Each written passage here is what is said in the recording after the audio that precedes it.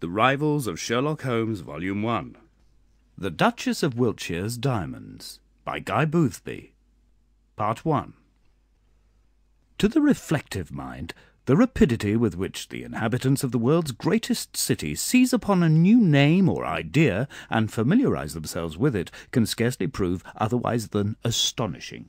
As an illustration of my meaning, let me take the case of Climo, the now famous private detective, who has won for himself the right to be considered as great as Lecoq, or even the late lamented Sherlock Holmes. Up to a certain morning, London had never even heard his name, nor had it the remotest notion as to who or what he might be. It was as sublimely ignorant and careless on the subject as the inhabitants of Kamchatka or Peru. Within 24 hours, however, the whole aspect of the case was changed.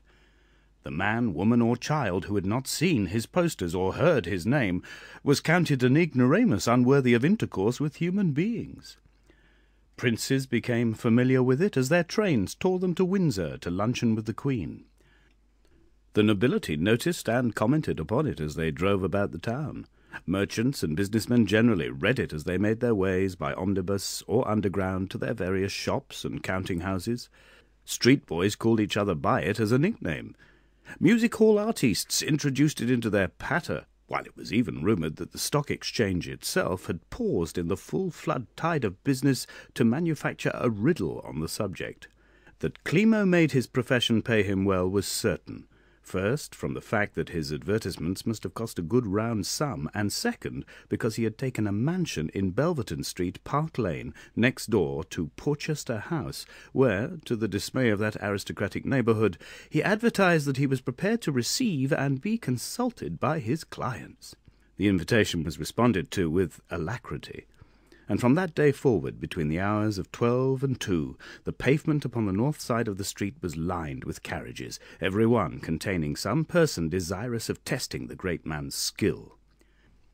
I must here explain that I have narrated all this in order to show the state of affairs existing in Belverton Street and Park Lane when Simon Khan arrived, or was supposed to arrive, in England. If my memory serves me correctly, it was on Wednesday, the 3rd of May, that the Earl of Amberley drove to Victoria to meet and welcome the man whose acquaintance he had made in India under such peculiar circumstances, and under the spell of whose fascination he and his family had fallen so completely. Reaching the station, his lordship descended from his carriage and made his way to the platform set apart for the reception of the Continental Express. He walked with a jaunty air, and seemed to be on the best of terms with himself and the world in general. How little he suspected the existence of the noose into which he was so innocently running his head. As if out of compliment to his arrival, the train put in an appearance within a few moments of his reaching the platform. He immediately placed himself in such a position that he could make sure of seeing the man he wanted, and waited patiently until he should come in sight. Khan, however, was not among the first batch. Indeed, the majority of passengers had passed before his lordship caught sight of him. One thing was very certain: however great the crush might have been, it would have been difficult to mistake Khan's figure. The man's infirmity and the peculiar beauty of his face rendered him easily recognizable. Possibly after his long sojourn in India he found the morning cold, for he wore a long fur coat, the collar of which he turned up round his ears, thus making a fitting frame for his delicate face. On seeing Lord Amberley, he hastened forward to greet him. "This is most kind and friendly of you," he said as he shook the other by the hand. "A fine day, and Lord Amberley to meet me. One could scarcely imagine a better welcome." As he spoke, one of his Indian servants approached and salaamed before him. He gave him an order, and received an answer in Hindustani, whereupon he turned again to Lord Amberley. "You may imagine how anxious I am to see my new dwelling," he said. "My servant tells me that my carriage is here, so may I hope that you will drive back with me and see for yourself how I am likely to be lodged?" "I shall be delighted," said Lord Amberley, who was longing for the opportunity, and they accordingly went out into the station-yard together to discover a brougham drawn by 2 magnificent horses, and with Nur Ali in all the glory of white raiment and crested turban on the box waiting to receive them.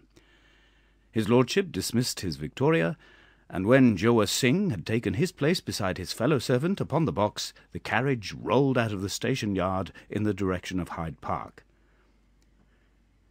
"I trust her ladyship is quite well," said Simon Khan, politely, as they turned into Gloucester Place. "Excellently well, thank you," replied his lordship. "She bade me welcome you to England in her name as well as my own, and I was to say that she's looking forward to seeing you." "She's most kind, and I shall do myself the honour of calling upon her as soon as circumstances will permit," answered Khan. "I beg you will convey my best thanks to her for her thought of me." While these polite speeches were passing between them, they were rapidly approaching a large hoarding, on which was displayed a poster setting forth the name of the now famous detective Climo. Simon Khan, leaning forward, studied it, and when they had passed, turned to his friend again.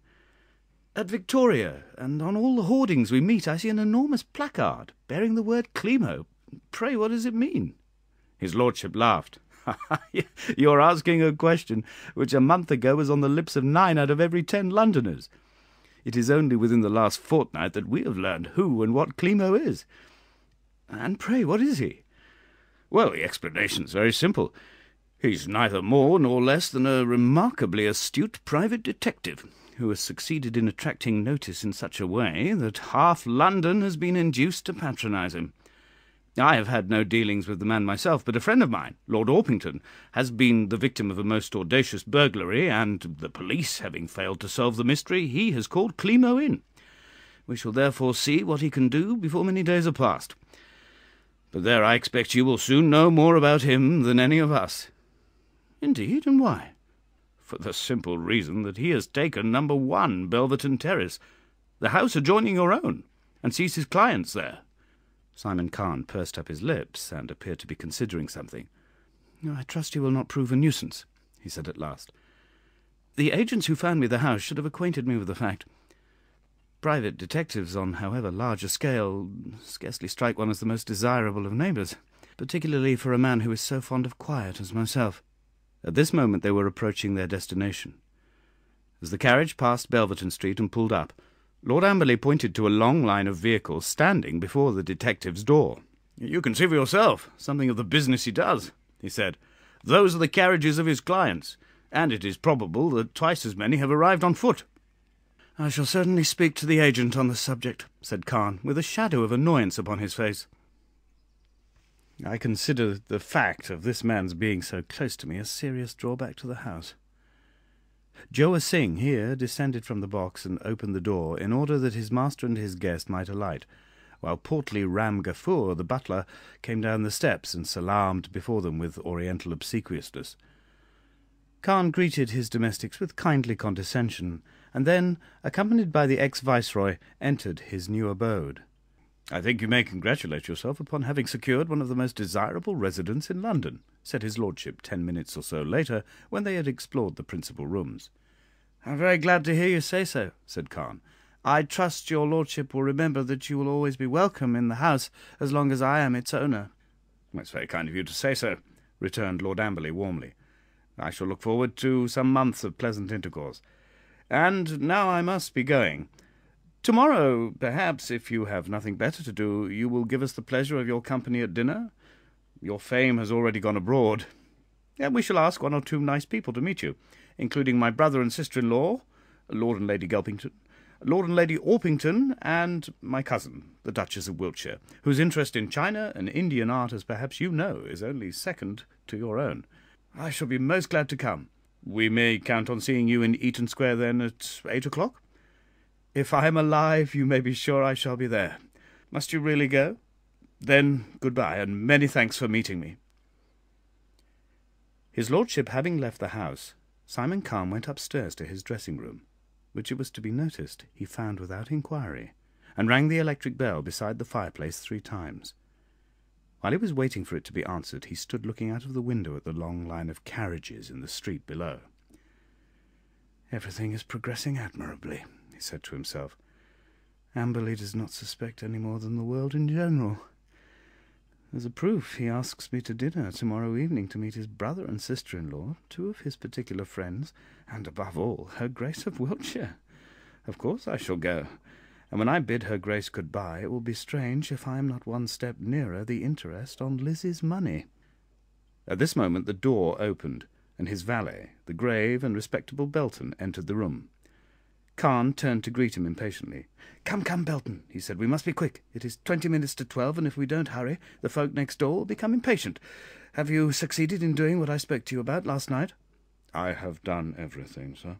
"I'm glad to hear it. Now, lock that door and let us get to work. You can let me have your news while I am dressing." Opening one side of a massive wardrobe that completely filled one end of the room, Belton took from it a number of garments. They included a well-worn velvet coat, a baggy pair of trousers so old that only a notorious pauper or a millionaire could have afforded to wear them, a flannel waistcoat, a Gladstone collar, a soft silk tie, and a pair of embroidered carpet slippers upon which no old-clothes man in the most reckless way of business in Petticoat Lane would have advanced a single halfpenny. Into these he assisted his master to change. "Now give me the wig, and unfasten the straps of this hump," said Carn, as the other placed the garments just referred to upon a neighbouring chair. Belton did as he was ordered, and then there happened a thing the like of which no one would have believed. Having unbuckled a strap on either shoulder, and slipped his hand beneath the waistcoat, he withdrew a large papier-mâché hump, which he carried away and carefully placed in a drawer of the bureau. Relieved of his burden, Simon Carn stood up as straight and well-made a man as any in Her Majesty's dominions. The malformation, for which so many, including the Earl and Countess of Amberley, had often pitied him, was nothing but a hoax intended to produce an effect which would permit him additional facilities of disguise. The hump discarded, and the grey wig fitted carefully to his head in such a manner that not even a pinch of his own curly locks could be seen beneath it, he adorned his cheeks with a pair of crepe hair whiskers, donned the flannel vest and the velvet coat previously mentioned, slipped his feet into the carpet slippers, placed a pair of smoked glasses upon his nose, and declared himself ready to proceed about his business. The man who would have known him for Simon Carn would have been as astute as, well, shall we say, as the private detective Climo himself. "It's on the stroke of 12, he said, as he gave a final glance at himself in the pier-glass above the dressing-table and arranged his tie to his satisfaction. "Should anyone call, instruct Ram Gafur to tell them that I have gone out on business and shall not be back until 3 o'clock. "Very good, sir. Now, undo the door, and let me go in." Thus commanded, Belton went across to the large wardrobe, which, as I have already said, covered the whole of one side of the room, and opened the middle door. 2 or 3 garments were seen inside, suspended on pegs, and these he removed, at the same time pushing towards the right panel at the rear. When this was done, a large aperture in the wall between the 2 houses was disclosed. Through this door Carn passed, drawing it behind him. In number 1 Belverton Terrace, the house occupied by the detective, whose presence in the street Carn seemed to find so objectionable, the entrance thus constructed was covered by the peculiar kind of confessional box in which Climo invariably sat to receive his clients, the rearmost panels of which opened in the same fashion as those in the wardrobe in the dressing-room. These being pulled aside, he had but to draw them to again after him, take his seat, ring the electric bell to inform his housekeeper that he was ready, and then welcome his clients as quickly as they cared to come. Punctually at 2 o'clock the interviews ceased, and Climo, having reaped an excellent harvest of fees, returned to Porchester House to become Simon Carn once more. Possibly it was due to the fact that the Earl and Countess of Amberley were brimming over with his praise. It may have been the rumour that he was worth as many millions as you have fingers upon your hand that did it. One thing, however, was self-evident. Within 24 hours of the noble Earl's meeting him at Victoria Station, Simon Carn was the talk not only of fashionable but also of unfashionable London. That his household were, with one exception, natives of India, that he paid a rental for Porchester House which ran into 5 figures, that he was the greatest living authority upon China and Indian art generally, and that he had come over to England in search of a wife, were among the smallest of the canards set afloat concerning him. During dinner next evening, Carn put forth every effort to please. He was placed on the right hand of his hostess, and next to the Duchess of Wiltshire. To the latter he paid particular attention, and to such good purpose that when the ladies returned to the drawing-room afterwards, her Grace was full of his praises. They had discussed china of all sorts. Khan had promised her a specimen which she had longed for all her life, but had never been able to obtain, and in return she had promised to show him the quaintly carved Indian casket, in which the famous necklace, of which he had of course heard, spent most of its time. She would be wearing the jewels in question at her own ball in a week's time, she informed him, and if he would care to see the case when it came from her bankers on that day, she would be only too pleased to show it to him. As Simon Khan drove home in his luxurious brougham afterwards, he smiled to himself as he thought of the success which was attending his first endeavour.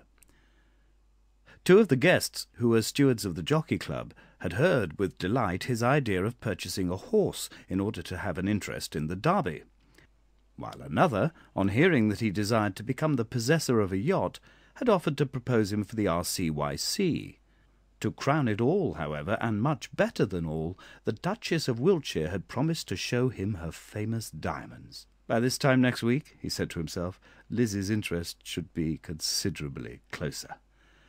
But, satisfactory as my progress has been hitherto, it is difficult to see how I am to get possession of the stones. From what I have been able to discover, they are only brought from the bank on the day the Duchess intends to wear them, and they are taken back by his Grace the following morning. While she's got them on her person, it would be manifestly impossible to get them from her, and as, when she takes them off, they are returned to their box and placed in a safe constructed in the wall of the bedroom adjoining, and which for the occasion is occupied by the butler and one of the under-footmen, the only key being in possession of the Duke himself, it would be equally foolish to hope to appropriate them. In what manner, therefore, I am to become their possessor passes my comprehension. However, one thing is certain. Obtained they must be, and the attempt must be made on the night of the ball, if possible. In the meantime, I'll set my wits to work upon a plan. Next day, Simon Khan was the recipient of an invitation to the ball in question, and 2 days later he called upon the Duchess of Wiltshire at her residence in Belgrave Square with a plan prepared. He also took with him the small vase he had promised her 4 nights before. She received him most graciously, and their talk fell at once into the usual channel. Having examined her collection and charmed her by means of 1 or 2 judicious criticisms, he asked permission to include photographs of certain of her treasures in his forthcoming book. Then, little by little, he skilfully guided the conversation on to the subject of jewels. "Since we are discussing gems, Mr. Khan," she said, "perhaps it would interest you to see my famous necklace. By good fortune I have it in the house now, for the reason that an alteration is being made to one of the clasps by my jewellers." "I should like to see it immensely," answered Khan. "At one time and another I have had the good fortune to examine the jewels of the leading Indian princes, and I should like to be able to say that I had seen the famous Wiltshire necklace." "Then you shall certainly have that honour," she answered with a smile. "If you will ring that bell, I will send for it." Khan rang the bell as requested, and when the butler entered he was given the key of the safe and ordered to bring the case to the drawing-room. "We must not keep it very long," she observed, while the man was absent. "It is to be returned to the bank in an hour's time." "I am indeed fortunate," Khan replied, and turned to the description of some curious Indian wood carving on which he was making a special feature in his book.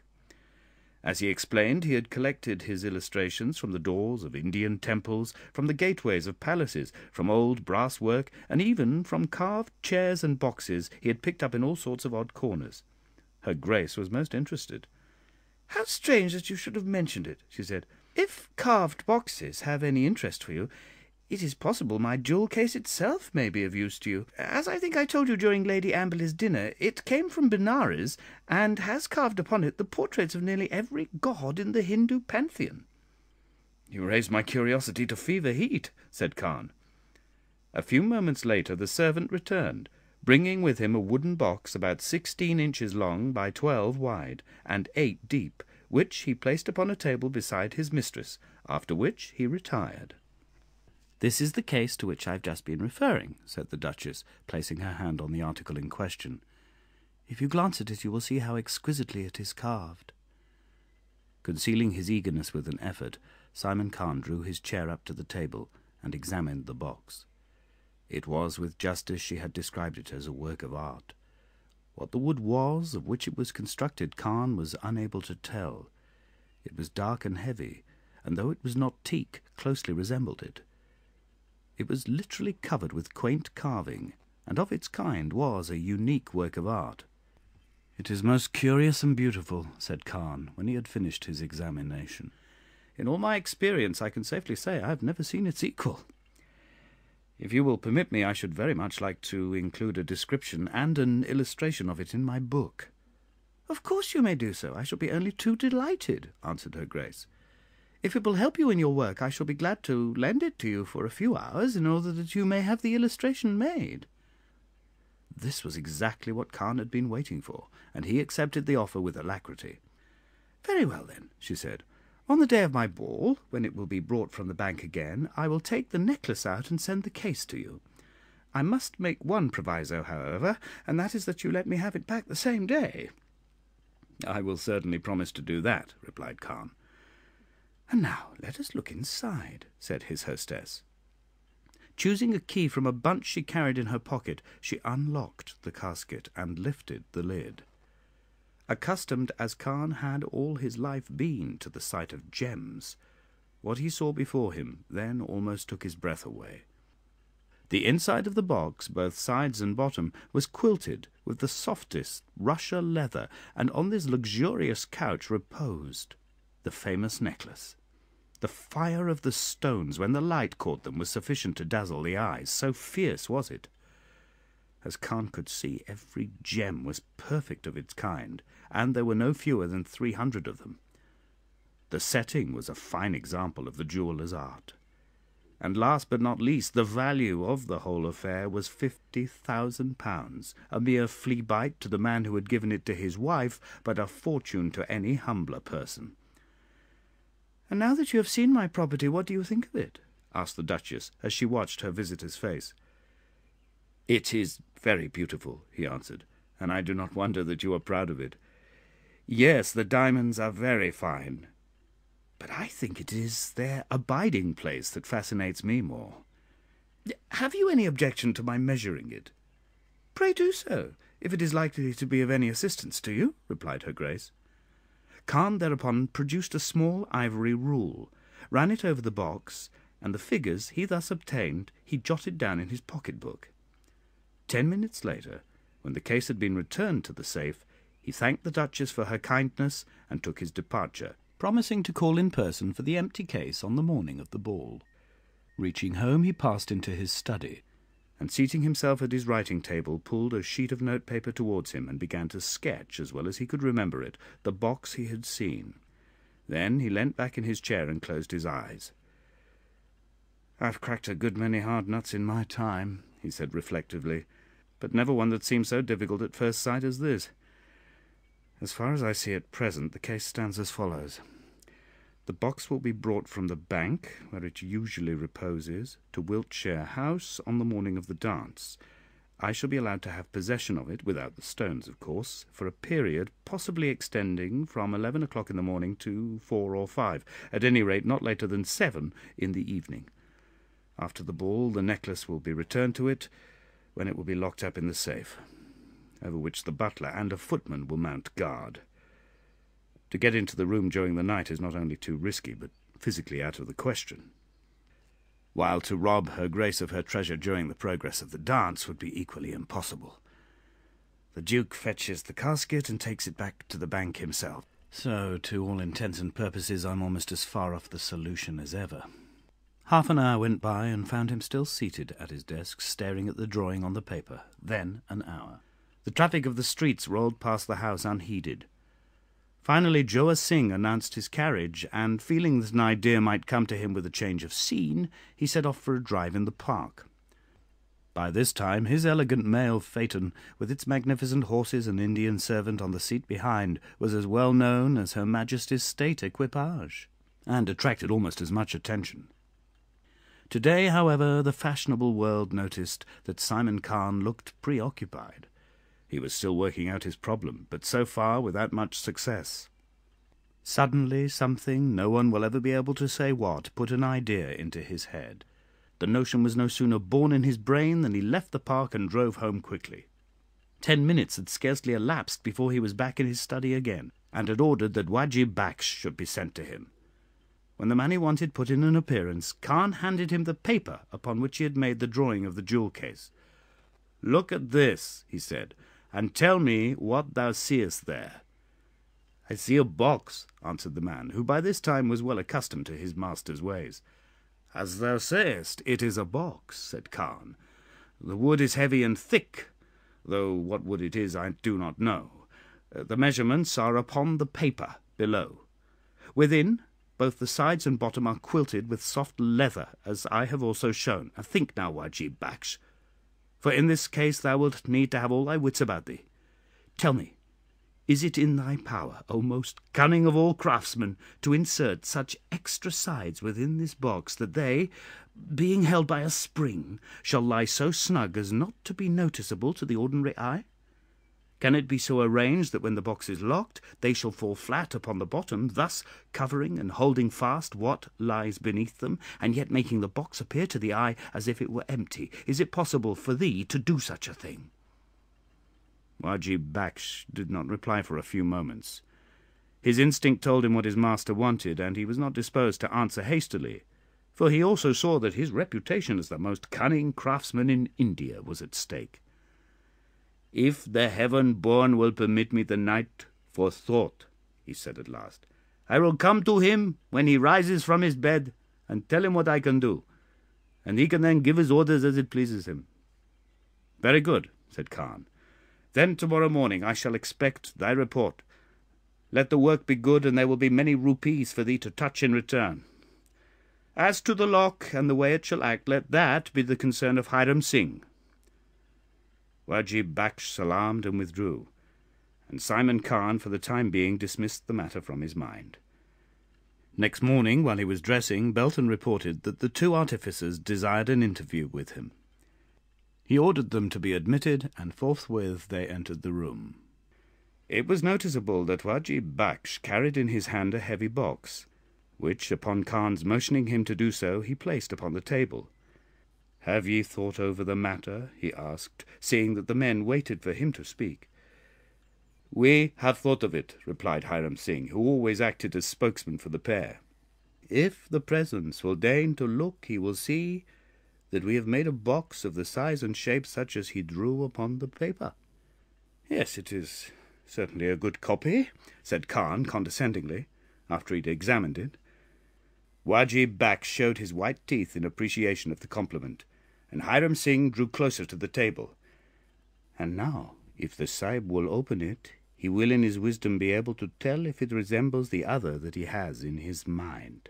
Khan opened the box as requested, and discovered that the interior was an exact counterfeit of the Duchess of Wiltshire's jewel case, even to the extent of the quilted leather lining which had been the other's principal feature.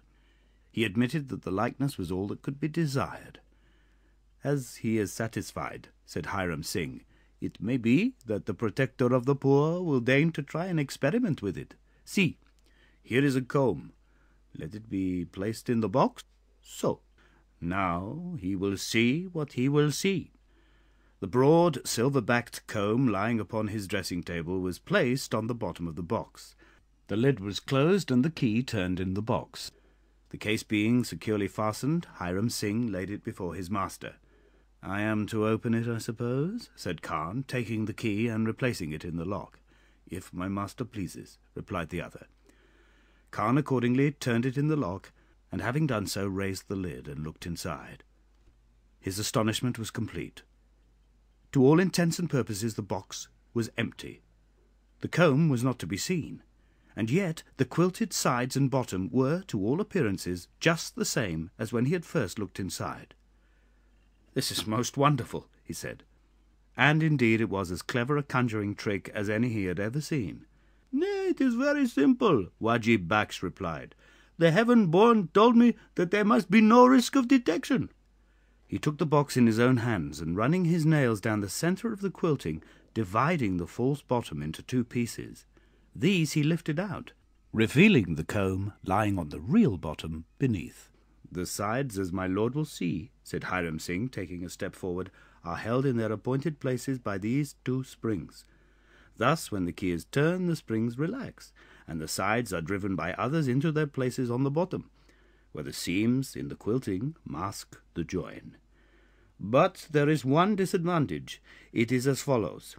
When the pieces which form the bottom are lifted out, in order that my lord may get at whatever lies concealed beneath, the springs must of necessity stand revealed. However, to anyone who knows sufficient of the working of the box to lift out the false bottom, it will be an easy matter to withdraw the springs and conceal them about his person." "As you say, that is an easy matter," said Khan, "and I shall not be likely to forget. Now, one other question. Presuming I'm in a position to put the real box into your hands for, say, 8 hours, do you think that in that time you can fit it up so that detection will be impossible?" "Assuredly, my lord," replied Hiram Singh with conviction. "There is but the lock and the fitting of the springs to be done. 3 hours at most would suffice for that." "I am pleased with you," said Khan. "As a proof of my satisfaction, when the work is finished, you will each receive 500 rupees. Now you can go." According to his promise, 10 o'clock on the Friday following found him in his hansom driving towards Belgrave Square. He was a little anxious, though the casual observer would scarcely have been able to tell it. The magnitude of the stake for which he was playing was enough to try the nerve of even such a past master in his profession as Simon Khan. Arriving at the house, he discovered some workmen erecting an awning across the footway in preparation for the ball that was to take place at night. It was not long, however, before he found himself in the boudoir, reminding her Grace of her promise to permit him an opportunity of making a drawing of the famous jewel case. The Duchess was naturally busy, and within a quarter of an hour he was on his way home with the box placed on the seat of the carriage beside him. "Now," he said as he patted it good-humouredly, "if only the notion worked out by Hiram Singh and Wajib Baksh holds good, the famous Wiltshire diamonds will become my property before very many hours are past. By this time tomorrow I suppose London will be all agog concerning the burglary." On reaching his house, he left his carriage and himself carried the box into his study. Once there, he rang his bell and ordered Hiram Singh and Wajib Baksh to be sent to him. When they arrived, he showed them the box upon which they were to exercise their ingenuity. "Bring your tools in here," he said, "and do the work under my own eyes. You have but 9 hours before you, so you must make the most of them." The men went for their implements, and as soon as they were ready set to work. All through the day they were kept hard at it, with the result that by 5 o'clock the alterations had been effected and the case stood ready. By the time Khan returned from his afternoon drive in the park, it was quite prepared for the part it was to play in his scheme. Having praised the men, he turned them out and locked the door, then went across the room and unlocked a drawer in his writing table. From it he took a flat leather jewel case, which he opened. It contained a necklace of counterfeit diamonds, if anything a little larger than the one he intended to try to obtain. He had purchased it that morning in the Burlington Arcade for the purpose of testing the apparatus his servants had made, and this he now proceeded to do. Laying it carefully upon the bottom, he closed the lid and turned the key. When he opened it again, the necklace was gone, and even though he knew the secret, he could not for the life of him see where the false bottom began and ended. After that he reset the trap and tossed the necklace carelessly in. To his delight it acted as well as on the previous occasion. He could scarcely contain his satisfaction. His conscience was sufficiently elastic to give him no trouble. To him it was scarcely a robbery he was planning, but an artistic trial of skill, in which he pitted his wits and cunning against the forces of society in general. That is the end of The Duchess of Wiltshire's Diamonds by Guy Boothby, Part 1. The Rivals of Sherlock Holmes, Volume 1. The Duchess of Wiltshire's Diamonds by Guy Boothby, Part 2. At 7:30 he dined, and afterwards smoked a meditative cigar over the evening paper in the billiard-room. The invitations to the ball were for 10 o'clock, and at 9:30 he went to his dressing-room. "Make me tidy as quickly as you can," he said to Belton when the latter appeared, And while you're doing so, listen to my final instructions. Tonight, as you know, I am endeavouring to secure the Duchess of Wiltshire's necklace. Tomorrow morning all London will resound with the hubbub, and I've been making my plans in such a way as to arrange that Climo shall be the first person consulted. When the messenger calls, if call he does, see that the old woman next door bids him tell the Duke to come personally at 12 o'clock. Do you understand? Perfectly, sir.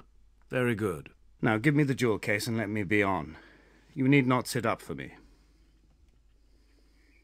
Precisely as the clocks in the neighbourhood were striking 10, Simon Khan reached Belgrave Square, and, as he hoped, found himself the first guest. His hostess and her husband received him in the anteroom of the drawing-room. "I come laden with 1,000 apologies," he said, as he took her Grace's hand and bent over it with that ceremonious politeness which was one of the man's chief characteristics. "I am most unconscionably early, I know, but I hastened here in order that I might personally return the jewel case you so kindly lent me. I must trust to your generosity to forgive me. The drawings took longer than I expected." "Please do not apologize," answered her Grace. "It is very kind of you to have brought the case yourself. I hope the illustrations have proved successful. I shall look forward to seeing them as soon as they are ready. But I'm keeping you holding the box. One of my servants will take it to my room." She called a footman to her and bade him take the box and place it upon her dressing-table. "Before it goes, I must let you see that I've not damaged it, either externally or internally," said Khan with a laugh. "It is such a valuable case that I should never forgive myself if it had even received a scratch during the time it has been in my possession."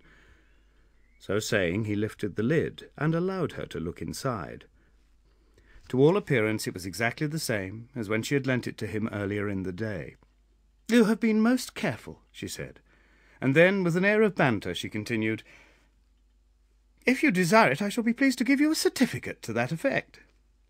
They jested in this fashion for a few moments after the servant's departure, during which time Khan promised to call upon her the following morning at 11 o'clock, and to bring with him the illustrations he had made, and a queer little piece of china he had had the good fortune to pick up in a dealer's shop the previous afternoon. By this time fashionable London was making its way up the grand staircase, and with its appearance further conversation became impossible. Shortly after midnight Khan bade his hostess good night and slipped away. He was perfectly satisfied with his evening's entertainment, and if the key of the jewel case were not turned before the jewels were placed in it, he was convinced they would become his property. It speaks well for his strength of nerve when I record the fact that on going to bed his slumbers were as peaceful and untroubled as those of a little child. Breakfast was scarcely over next morning before a hansom drew up to his front door and Lord Amberley alighted. He was ushered into Khan's presence forthwith, and on seeing that the latter was surprised at his early visit, hastened to explain. "My dear fellow," he said, as he took possession of the chair the other offered him, "I've come round to see you on most important business.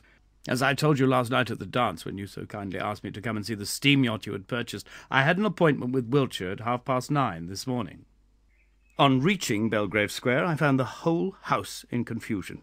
Servants were running hither and thither with scared faces. The butler was on the borders of lunacy. The Duchess was well nigh hysterical in her boudoir, while her husband was in his study vowing vengeance against all the world." "You alarm me," said Khan, lighting a cigarette with a hand that was as steady as a rock. "What on earth has happened?" "I think I might safely allow you 50 guesses, and then wager £100 you'd not hit the mark, and yet in a certain measure it concerns you." "Concerns me? Good gracious, what have I done to bring all this about?" "Pray do not look so alarmed," said Amberley. "Personally, you have done nothing. Indeed, on second thoughts, I don't know that I am right in saying that it concerns you at all. The fact of the matter is, Khan, a burglary took place last night at Wiltshire House, and the famous necklace has disappeared." "Good heavens, you don't say so." "But I do. The circumstances of the case are as follows. When my cousin retired to her room last night after the ball, she unclasped the necklace, and in her husband's presence placed it carefully in her jewel case, which she locked. That having been done, Wiltshire took the box to the room which contained the safe, and himself placed it there, locking the iron door with his own key. The room was occupied that night, according to custom, by the butler and one of the footmen, both of whom have been in the family since they were boys. Next morning, after breakfast, the Duke unlocked the safe and took out the box, intending to convey it to the bank as usual. Before leaving, however, he placed it on his study table and went upstairs to speak to his wife. He cannot remember exactly how long he was absent, but he feels convinced that he was not gone more than a quarter of an hour at the very utmost. Their conversation finished, she accompanied him downstairs, where she saw him take up the case to carry it to his carriage. Before he left the house, however, she said, "I suppose you have looked to see that the necklace is all right." "How could I do so?" was his reply. "You know you possess the only key that will fit it." She felt in her pockets, but to her surprise the key was not there. "If I were a detective, I should say that is a point to be remembered," said Khan with a smile. "Pray, where did she find her keys?" "Upon her dressing-table," said Amberley, "though she has not the slightest recollection of leaving them there." "Well, when she'd procured the keys, what happened?" "Why, they opened the box, and to their astonishment and dismay found it empty. The jewels were gone." "Good gracious, what a terrible loss! It seems almost impossible that it can be true. And pray, what did they do?" "At first they stood staring into the empty box, hardly believing the evidence of their own eyes. Stare how they would, however, they could not bring them back. The jewels had, without doubt, disappeared, but when and where the robbery had taken place it was impossible to say. After that they had up all the servants and questioned them, but the result was, as they might have foreseen, no one, from the butler to the kitchen maid, could throw any light upon the subject. To this minute it remains as great a mystery as when they first discovered it." "I am more concerned than I can tell you," said Khan.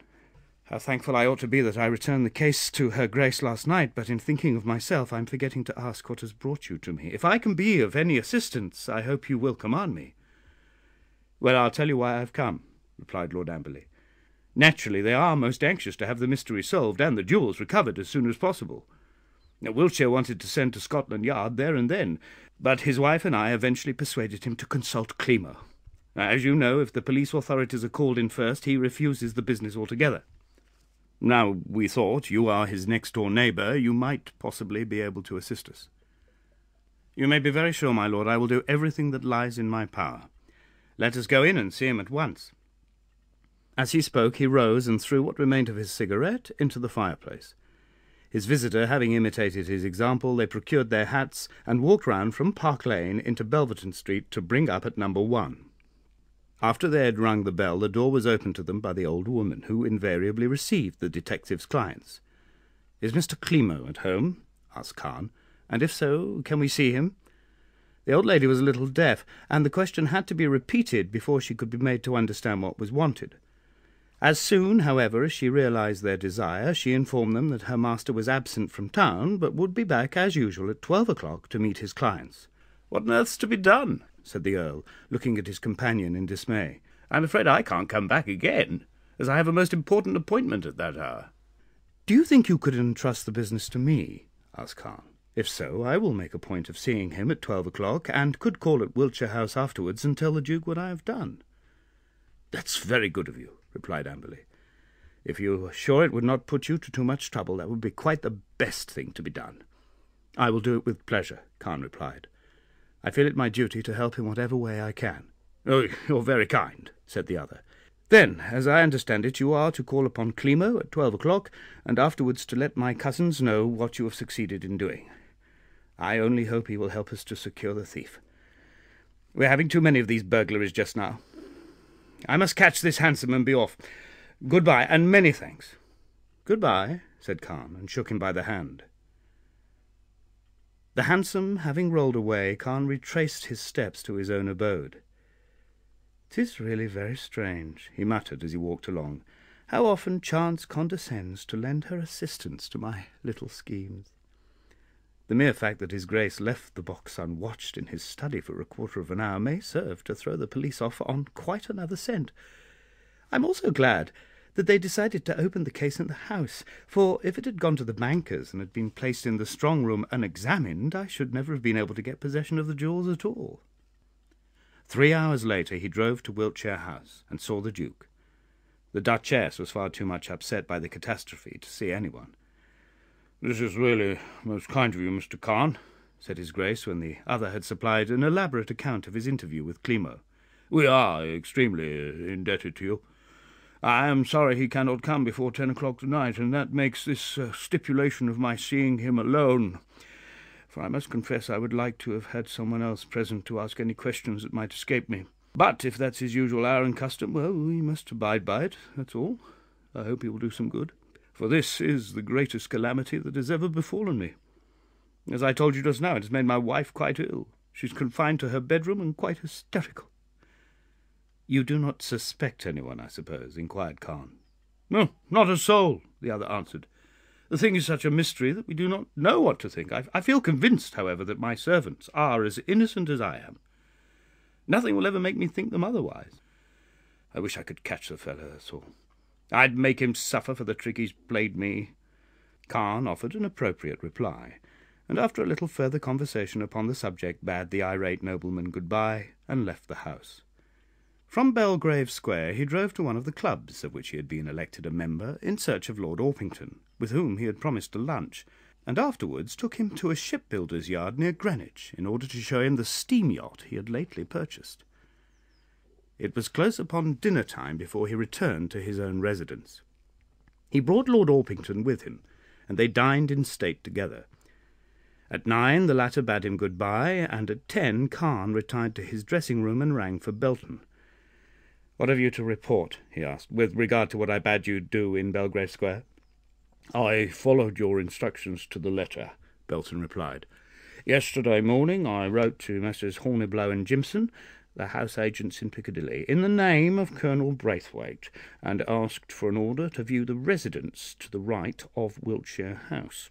I asked that the order might be sent direct to the house, where the Colonel would get it upon his arrival. This letter I posted myself in Basingstoke, as you desired me to do. At 9 o'clock yesterday morning I dressed myself as much like an elderly army officer as possible, and took a cab to Belgrave Square. The caretaker, an old fellow of close upon 70 years of age, admitted me immediately upon hearing my name, and proposed that he should show me over the house. This, however, I told him was quite unnecessary, backing my speech with a present of £half-a-crown.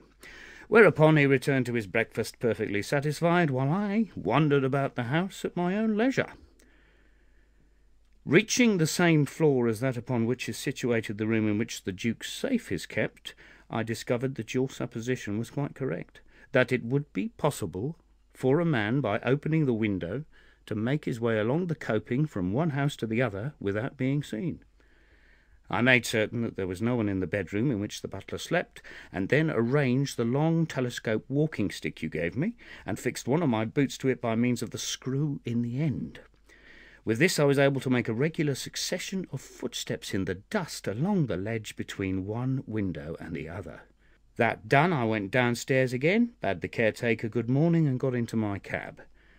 From Belgrave Square I drove to the shop of the pawnbroker, whom you told me you had discovered was out of town.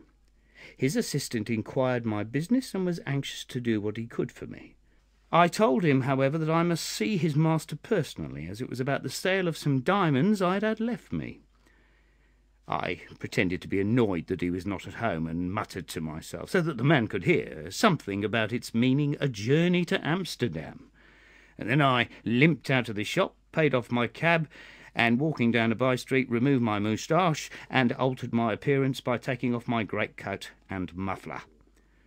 A few streets further on I purchased a bowler hat in place of the old-fashioned topper I'd hitherto been wearing, and then took a cab from Piccadilly and came home.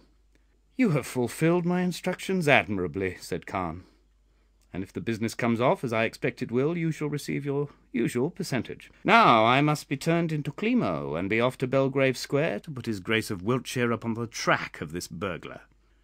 Before he retired to rest that night, Simon Khan took something wrapped in a red silk handkerchief from the capacious pocket of the coat Climo had been wearing a few moments before. Having unrolled the covering, he held up to the light the magnificent necklace, which for so many years had been the joy and pride of the ducal house of Wiltshire. The electric light played upon it, and touched it with 1,000 different hues. "Where so many have failed," he said to himself, as he wrapped it in the handkerchief again and locked it in his safe, It is pleasant to be able to congratulate oneself on having succeeded. It is without its equal, and I don't think I shall be overstepping the mark if I say that I think when she receives it, Liz will be glad she lent me the money. Next morning, all London was astonished by the news that the famous Wiltshire diamonds had been stolen, and a few hours later Khan learnt from an evening paper that the detectives who had taken up the case upon the supposed retirement from it of Climo were still completely at fault. That evening he was to entertain several friends to dinner. They included Lord Amberley, Lord Orpington, and a prominent member of the Privy Council. Lord Amberley arrived late, but filled to overflowing with importance. His friends noticed his state and questioned him. "Well, gentlemen," he answered, as he took up a commanding position upon the drawing-room hearthrug, "I am in a position to inform you that Climo has reported upon the case, and the upshot of it is that the Wiltshire diamond mystery is a mystery no longer." "What do you mean?" asked the others in a chorus. "I mean that he sent in his report to Wiltshire this afternoon as arranged. From what he said the other night, after being alone in the room with the empty jewel case and a magnifying glass for 2 minutes or so, he was in a position to describe the modus operandi, and what is more, to put the police on the scent of the burglar." "And how has it worked?" asked Khan. "From the empty house next door," replied the other. "On the morning of the burglary, a man, purporting to be a retired army officer, called with an order to view, got the caretaker out of the way, clambered along to Wiltshire House by means of the parapet outside, reached the room during the time the servants were at breakfast, opened the safe, and abstracted the jewels." "But how did Climo find all this out?" asked Lord Orpington. "By his own inimitable cleverness," replied Lord Amberley. "At any rate, it has been proved that he was correct. The man did make his way from next door, and the police have since discovered that an individual answering to the description given visited a pawnbroker's shop in the city about an hour later and stated that he had diamonds to sell." "If that is so, it turns out to be a very simple mystery after all," said Lord Orpington, as they began their meal. "Thanks to the ingenuity of the cleverest detective in the world," remarked Amberley. "In that case, here's a good health to Climo," said the Privy Councillor, raising his glass. "I will join you in that," said Simon Khan. "Here's a very good health to Climo, and his connection with the Duchess of Wiltshire's diamonds. May he always be equally successful." "Hear, hear to that," replied his guests. End of The Duchess of Wiltshire's Diamonds by Guy Boothby, Part 2.